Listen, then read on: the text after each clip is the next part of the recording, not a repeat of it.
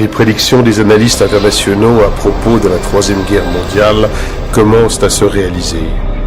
Les nations entrent à nouveau dans une série de conflits plongeant l'humanité dans le chaos et le désastre.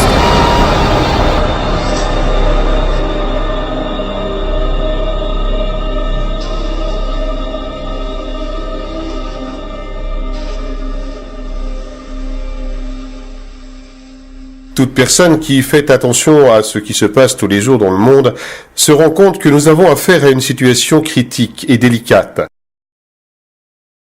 Une crise économique qui, depuis 2008, est en train de faire sombrer l'économie et d'appauvrir les pays en voie de développement. L'apparition de conflits dans le monde qui font face aux grandes puissances sont les principaux sujets non seulement pour les politologues et les analystes économiques, mais également pour les citoyens d'inquiétude dans laquelle nous nous trouvons quant à un déclenchement d'un nouveau conflit mondial. La guerre en Syrie, qui a commencé en 2011 entre le gouvernement syrien et les rebelles, inclut principalement la Russie et les USA, avec Poutine soutenant Bachar el-Assad et Obama soutenant les rebelles. La Russie n'est pas prête à laisser les États-Unis et ses alliés envahir la Syrie, parce que la Syrie est un allié important de la Russie. En effet, la Russie a une base navale dans la ville syrienne de Tartous. C'est pourquoi la Syrie est stratégiquement importante pour la Russie dans le Moyen-Orient. La Syrie n'est pas la seule à être supportée par la Russie. La Chine et l'Iran sont d'autres alliés de Bachar el-Assad qui ne sont pas prêts non plus à voir l'Occident envahir la Syrie. La Russie a fourni durant longtemps du matériel à l'armée syrienne et envoyé des navires de guerre dans la région, ajoutant encore récemment un soutien aérien aux forces de Bachar el-Assad avec l'envoi de troupes par l'Iran. En face, les États-Unis avec ses alliés ont bombardé le territoire syrien et ont soutenu les ennemis rebelles d'Al-Assad. Par conséquent, un affrontement direct entre ces puissances ou une invasion par la Maison-Blanche et de ses alliés en Syrie serait considéré comme une aggravation majeure du conflit, poussant alors les grandes nations à entrer dans une bataille au risque de provoquer le déclenchement d'une guerre à grande échelle. Quelque chose de semblable est en train de se dérouler dans le conflit qui a lieu en Ukraine. Un conflit qui a commencé en 2014 par l'annexion de territoires ukrainiens par la Russie et la confrontation consécutive entre les forces du gouvernement ukrainien et les rebelles pro-russes. Depuis, selon des sources fiables, une course s'est établie entre les Russes envoyant des troupes, des chars et des armes aux pro-russes séparatistes et l'Union européenne, l'OTAN et les États-Unis qui ont fait la même chose avec le gouvernement ukrainien. Un conflit qui touche principalement les États-Unis et la Russie, aussi bien que l'Union européenne et l'OTAN. Bien qu'il n'y ait pas encore de guerre en vue, les tensions se sont intensifiées entre les deux Corées depuis 2013, menant à une rupture de l'armistice de 1953 qui faisait état d'un pacte de non-agression entre les deux pays. Le régime nord-coréen de Kim Jong-un a décidé de mener plusieurs essais nucléaires. Ceci non seulement comme une démonstration de force, mais également comme une réponse aux sanctions économiques de l'ONU à ce pays, ainsi qu'aux manœuvres des forces américaines et sud-coréennes dans les eaux proches de la Corée du Nord. La reprise d'un conflit entre la Corée du Nord et la Corée du Sud, avec la participation des États-Unis à l'appui de ce dernier, verra probablement l'implication de la Russie dans cette guerre et surtout de la Chine, qui soutiendront tous deux le régime nord-coréen. Le programme nucléaire iranien, sur lequel le gouvernement de l'Iran communique, aurait pour objectif de contribuer à l'amélioration de la santé, a rendu suspicieux le gouvernement d'Israël et les États-Unis, qui pensent que le véritable objectif de ce programme est de créer des bombes nucléaires pour attaquer Israël ou les États-Unis.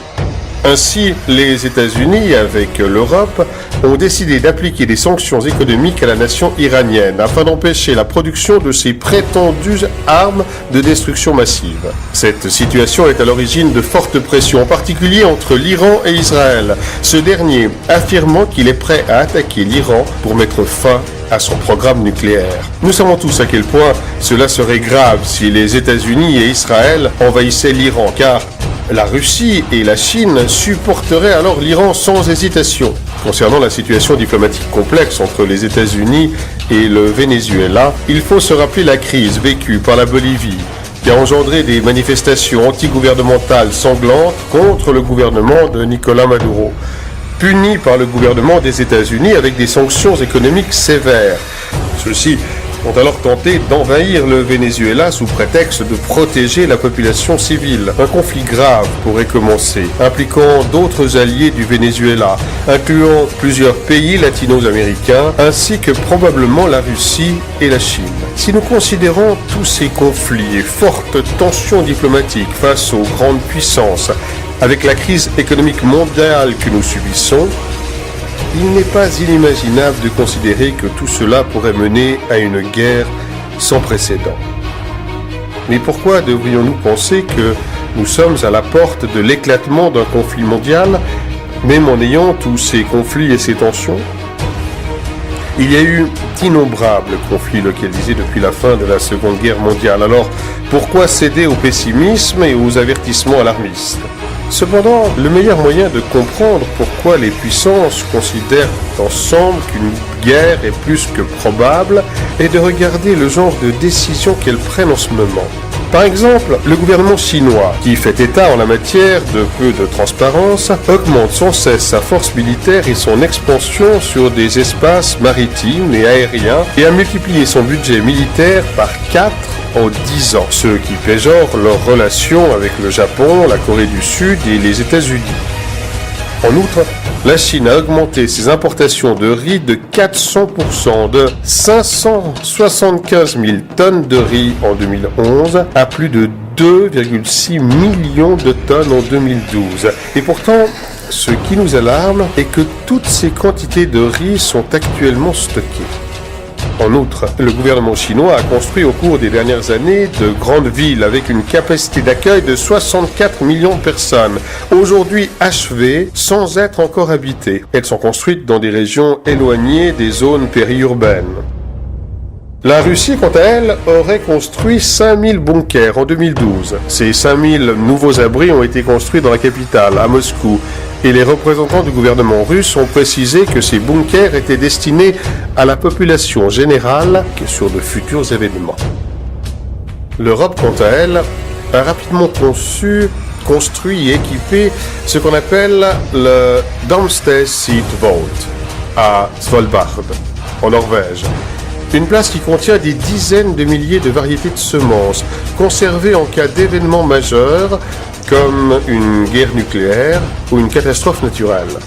La Russie, pour sa part, a également créé une sorte de magasin dans lequel est stocké l'ADN de presque tous les êtres vivants sur Terre, ainsi que de races déjà éteintes par l'entremise de l'Université d'État de Moscou. Le projet vise à recueillir l'ADN de tous les êtres vivants existants, de les geler et de les préserver. D'autre part, le gouvernement américain a accumulé des dizaines de millions de denrées alimentaires d'urgence ainsi que d'autres fournitures et a créé des centres de distribution d'urgence à travers tout le pays. Le gouvernement a également acheté près de 2 millions de pièces de munitions au cours des dernières années. Le Pentagone a développé et entraîné des simulations d'effondrement économique à grande échelle avec troubles civils. Depuis 2012, la Russie a commencé la modernisation de son système de missiles et la production des missiles S-400, SAM, en cours de déploiement dans les zones frontalières et côtières du pays.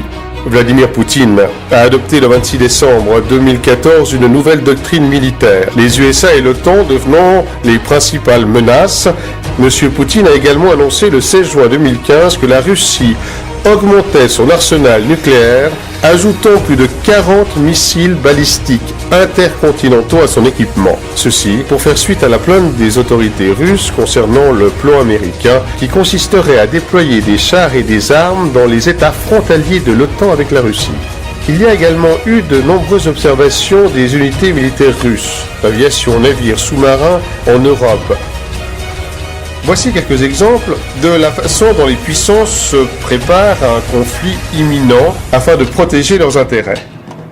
Les États-Unis, placés devant cette crise économique qui met en péril son hégémonie comme puissance économique de premier plan, ainsi que par le développement progressif de la Chine qui lui ravirait cette première place, est porté à entreprendre l'une des plus anciennes stratégies des USA, assure le cabinet d'Obama, l'envahissement des pays afin de saisir leurs ressources naturelles.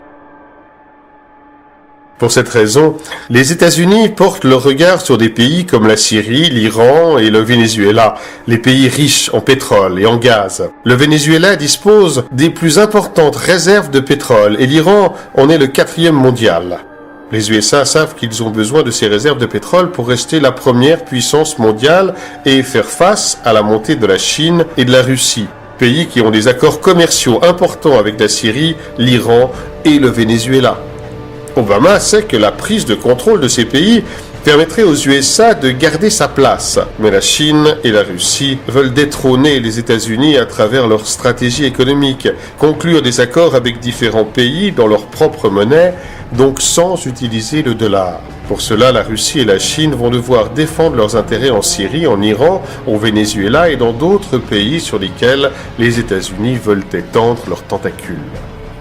Ainsi, les deux clans de ce nouveau conflit mondial seraient, d'un côté, sous la direction américaine, la coalition formée d'Israël, de l'OTAN, du Japon, de la France, du Royaume-Uni, de la Corée du Sud, principalement. Et de l'autre, dirigée par la Russie, nous aurions la Chine, la Corée du Nord, l'Iran, la Syrie, le Venezuela, Cuba, et d'autres sans doute. Obama a déjà pris des mesures, non seulement à cause des révoltes arabes qui ont déstabilisé les pays du Moyen-Orient, mais aussi par l'application de sanctions économiques envers la Russie, la Corée du Nord, le Venezuela, et en incitant les conflits entre les deux Corées, en Ukraine, au Venezuela, en Syrie, en essayant de sortir victorieux dans ces guerres par procuration, avec l'intention de provoquer ses rivaux et de prendre le contrôle des ressources naturelles de ces pays. Nous ne devons pas oublier que les États-Unis sont disposés à entreprendre toute action visant à utiliser des prétextes nécessaires pour l'invasion.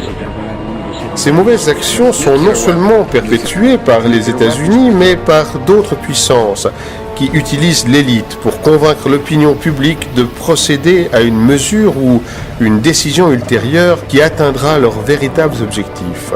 Si nous passons en revue les archives de journaux de notre histoire, nous pouvons trouver de nombreux exemples d'attaques autogérées ou des attaques sous de fausses bannières, comme par exemple l'incendie du Reichstag en Allemagne en 1933 par les nazis, accusant un communiste hollandais d'y avoir mis le feu et ainsi avoir le prétexte pour mettre un terme à ses adversaires communistes. 1898, guerre de l'indépendance de Cuba. Les États-Unis coulent leur propre navire, le Maine, et rejettent la faute sur les Espagnols. Ainsi, ils ont créé le prétexte pour déclarer la guerre. L'incident de Maïnila, en Russie, 1939. À cette époque, l'Union soviétique avait besoin d'une excuse, d'un prétexte pour commencer l'invasion de la Finlande. Le gouvernement soviétique a alors décidé d'une fausse attaque finlandaise en faisant tirer les canons contre son propre peuple dans la région de Maïnila, région limitrophe de la Finlande, puis rejeter la faute sur les Finlandais afin de les envahir. Les attaques du 11 septembre 2001, les attentats de Madrid en 2004 et de Londres en 2005 sont forcément des attaques, ou plutôt des auto-attaques qui continuent à jeter le doute sur les faits, mais qui sont suffisamment satisfaisants pour continuer à convaincre la citoyenneté de la permanence des militaires dans le Moyen-Orient, par la nécessité de lutter contre ces terroristes, afin d'avoir accès aux ressources naturelles de ces pays. Ainsi a commencé la lutte contre les terroristes qui, curieusement, ont été parrainés et financés par ces mêmes personnes qui maintenant les chassent. Walked away from this, didn't give them money today, it would be worse for us from a security standpoint. I do. We're building a relationship that just did not exist. I said in our last trip when you were with me that we had a huge trust deficit, in part because the United States had, to be fair, we had helped to create the problem we're now fighting. How? Because when the Soviet Union invaded Afghanistan, we had this brilliant idea that we were going to come to Pakistan and create a force of mujahideen, equip them with Stinger missiles and everything else to go after the Soviets inside Afghanistan. La même histoire régit désormais ISIS, le groupe terroriste formé d'une partie d'Al-Qaïda dont le financement provient principalement des États-Unis et de ses alliés du Moyen-Orient. La création de l'État islamique a eu pour effet d'accroître l'instabilité et le chaos déjà provoqués auparavant par l'Occident avec la propulsion des émeutes arabes en 2011 en Tunisie, en Libye et en Syrie pour renverser les gouvernements de ces pays et ainsi avoir accès à leurs ressources. Il est prouvé que les États-Unis ont financé ces révolutions et même des mercenaires dans ces pays formant les armées rebelles qui ont été fournis en armes à la fois par l'Europe et les États-Unis et qui finissent ensuite dans les mains des djihadistes. Parce que dans ces groupes rebelles, il y a non seulement des mercenaires engagés par les États-Unis, mais aussi des djihadistes appartenant à Al-Qaïda ou ISIS. Cette relation étroite entre les mercenaires et les djihadistes est le résultat d'une entreprise qui est responsable de leur formation afin de fournir des mercenaires au gouvernement qui souhaite les embaucher pour leurs activités. Une entreprise qui se fait appeler curieusement ISIS, Integrated Systems Improvement Services, et qui vise à l'amélioration des services des systèmes intégrés. C'est une entreprise qui offre une sécurité, des renseignements, de la technologie et de la formation au gouvernement et aux entreprises privées. C'est une entreprise qui forme des mercenaires. La création de ce groupe terroriste a aussi peut-être comme but l'intention de confondre l'Iran avec ses terroristes. Le Premier ministre israélien Netanyahou a déclaré à plusieurs reprises que l'Iran fut le financier de groupes terroristes, impliquant également ce pays dans une éventuelle perspective d'attaque nucléaire contre les États-Unis ou contre un allié de celui-ci, et que l'Iran aurait prétendument fourni des armes nucléaires aux djihadistes à ses fins. Ainsi, les États-Unis et ses alliés auraient eu le prétexte pour envahir l'Iran. Alors que nos dirigeants peuvent devenir extrêmement ambitieux et capables d'actes répréhensibles dans la poursuite de leurs propres intérêts, certainement personne ne pourrait être intéressé par le déclenchement d'une troisième guerre mondiale qui serait probablement nucléaire et ainsi provoquer la destruction et le chaos indicible sans aucune perspective économique d'avenir. Quels sont donc les intérêts possibles en jeu dans une nouvelle guerre mondiale ? Dans cette guerre, il n'y aurait pas de pays gagnant. Les seuls gagnants seraient ceux qui tirent réellement les ficelles, ceux qui sont au-dessus de la classe politique et qui utilisent les autres comme des marionnettes pour atteindre leur objectif. C'est l'élite économique et financière. Et bien que les grands employeurs qui se trouvent dans cette élite, les banquiers par exemple, seraient gravement affectés par une guerre nucléaire mondiale, la véritable élite, quant à elle, viserait les objectifs qui ne sont pas économiques, mais plutôt des objectifs de pouvoir et de contrôle. Cette élite, conduite principalement par plusieurs familles milliardaires, telles que les Rockefeller, Rothschild et Morgans, qui au fil du temps ont conquis à la fois la puissance économique et financière et le contrôle politique à travers leurs institutions. Leurs entreprises sont désormais les pilotes du monde, les moteurs des guerres dont les opérations consistent à étendre leurs tentacules partout où ils voient que cela est nécessaire. Grâce à l'encouragement de ces guerres mondiales, l'élite n'aura pas seulement augmenté ses avantages économiques, mais aura élargi son contrôle sur le système et réalisé des objectifs concrets qui les conduiront lentement à leurs objectifs ultimes.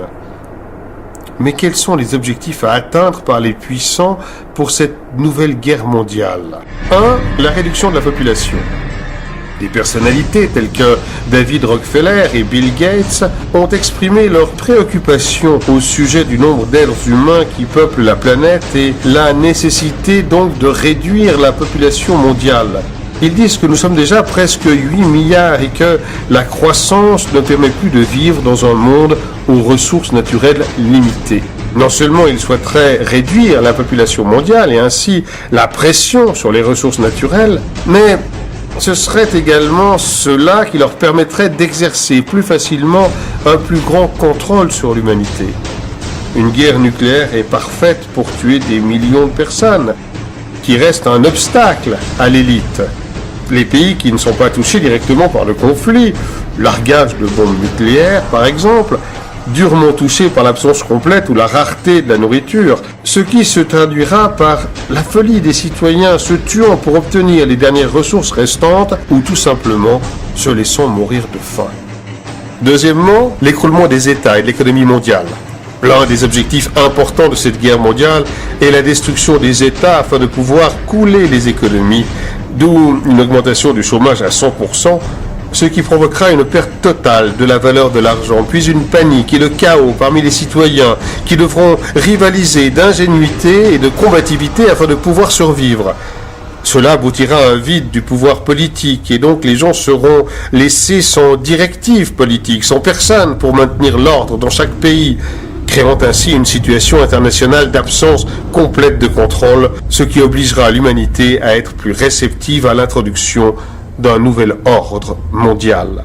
À ce stade, il est important de considérer les migrations de masse qui se produisent en Europe par des personnes touchées par des conflits, notamment en Syrie, et qui pourraient conduire à l'effondrement des États européens, amenant le chaos et la division au sein de l'Union européenne. Troisièmement, la destruction de la moralité.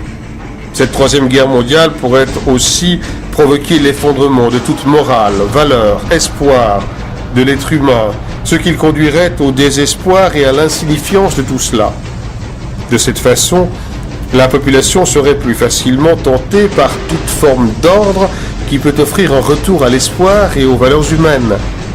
Il est important de frapper l'être humain dans les aspects physiques, moraux, économiques, sociaux et spirituels, comme un bateau à la dérive sans but, de sorte que vous puissiez tout contrôler presque sans entrave.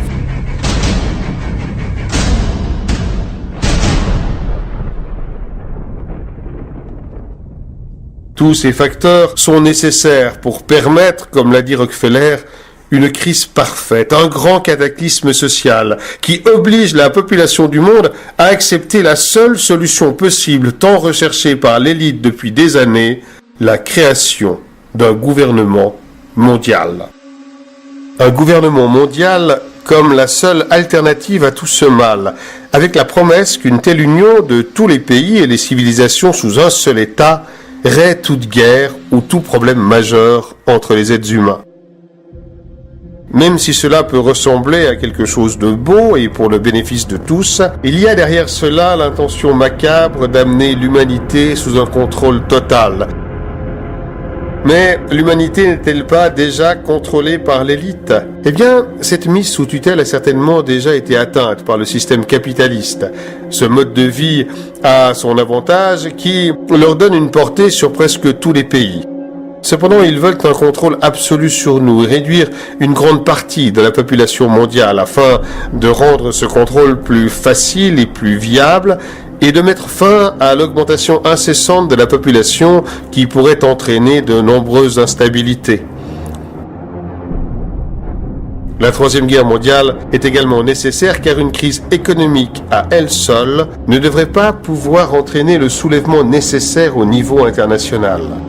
Mais en qui allons-nous placer notre confiance après tout ce chaos, après tant de corruption, d'injustice voulue par cette élite économique, financière et politique ? Les mêmes marionnettes politiques ainsi que l'élite économique et financière nous ont conduits à cet enfer.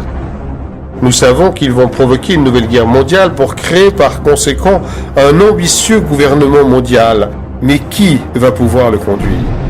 Cette dernière partie de la vidéo est une théorie sur ce qui pourrait arriver après la Troisième Guerre mondiale pour mener à bien la création d'un gouvernement mondial.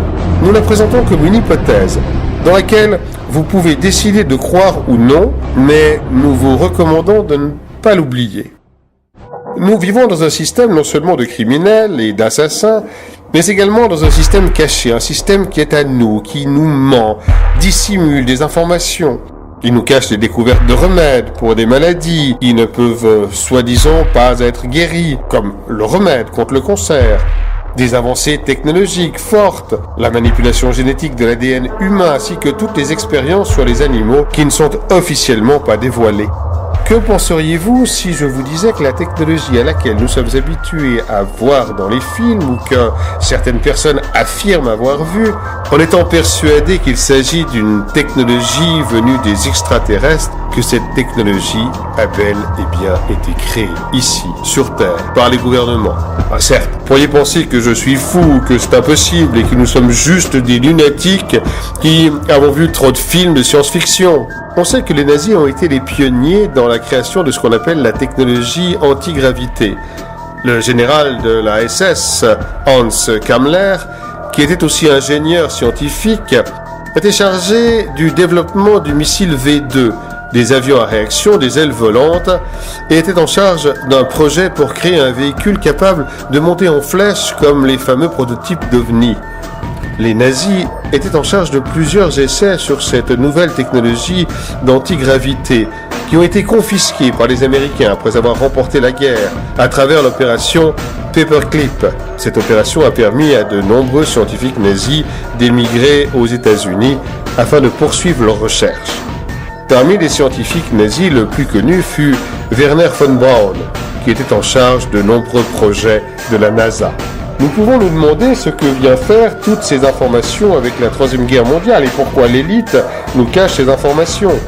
Selon certaines sources, l'étape finale que l'élite mettra en place après la Troisième Guerre mondiale, après la création du gouvernement mondial, sera une fausse venue des extraterrestres. Autrement dit, l'élite a préparé une présentation de fausses hypothèses sur des êtres d'autres planètes qui viendraient pour nous aider.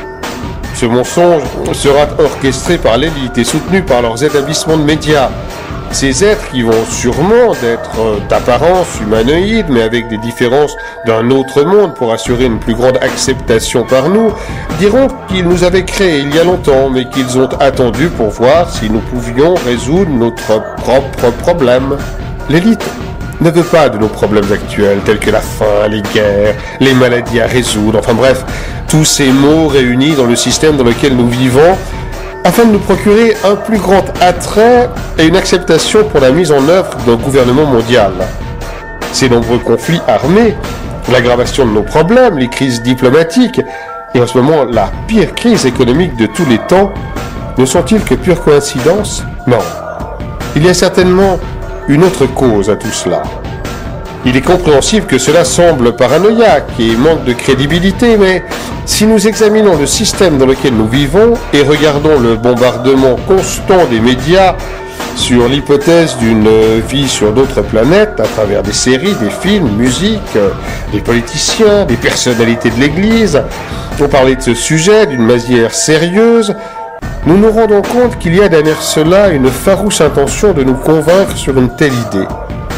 Et si vous pensez que personne ne croira à cette farce extraterrestre, je vous donne un exemple historique. Le 30 octobre 1938, une émission de radio à New York a publié une fausse histoire d'une invasion extraterrestre, transmise par l'animateur de l'époque, Orson Welles. Le programme était une dramatisation d'un livre appelé « La guerre des mondes », diffusé comme si c'était une vraie nouvelle. Le résultat fut que des milliers et des milliers de personnes ont fui New York, persuadées d'une attaque extraterrestre. Si à l'époque ce fut un succès, imaginez ce qui pourrait arriver aujourd'hui avec toutes ces technologies opérationnelles et des êtres humanoïdes créés dans les laboratoires. Les gens qui ont revendiqué cette farce d'un atterrissage extraterrestre étaient des scientifiques de la NASA. Wernher von Braun, avant de mourir, a averti que l'élite préparait un faux atterrissage extraterrestre comme stratégie pour attirer les masses vers un gouvernement mondial. Et Bill Cooper, un ancien membre de l'armée américaine, tué par la police en 2001, avait affirmé que les ovnis sont créés par notre technologie, il y a longtemps, et gardés cachés pour cette farce théâtrale. Nous ne savons pas si cette hypothèse de faux extraterrestres est vraie, et nous la présentons en tant que telle, comme une hypothèse à laquelle vous pouvez décider de croire ou non. Mais nous vous recommandons de ne pas oublier que cet atterrissage de faux extraterrestres pourrait se reproduire et ainsi éviter de tomber dans le piège.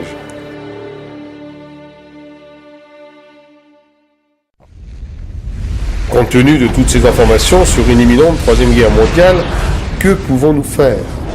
Face à une telle situation critique, il faut parfois regarder les archives de journaux de notre histoire et voir ce que nos ancêtres ont fait à ces moments aussi graves. Une révolution. Compte tenu de la situation de crise internationale dans laquelle nous nous trouvons et le peu de temps à disposition, l'action la plus efficace que nous devons mener est une révolution internationale impliquant la prise des parlements par le peuple de tous les pays possibles, en particulier ceux qui disposent des armes nucléaires, et forcer nos politiciens à veiller à ce que toutes les ogives allant porter des missiles nucléaires soient détruits immédiatement. Nous avons pour cela besoin de convaincre les organismes de sécurité, de l'armée, de l'État, afin qu'ils nous rejoignent, car nous aurons besoin de leurs aides et des armes.